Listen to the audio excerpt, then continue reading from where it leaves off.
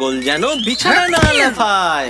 লাফাবে না, লাফাবে না, লাফাবে না, এই বিছানার উপর লাফাবে না। একটা ছাগল লাফাচ্ছিল বিছানার উপর, সেই ছাগলের পড়ে লাগলো মাথায়। মা ডাকলো ডাক্তার, আর ডাক্তার এসে বলল, আর কোনো ছাগল যেন বিছানা না লাফায়। লাফাবে না,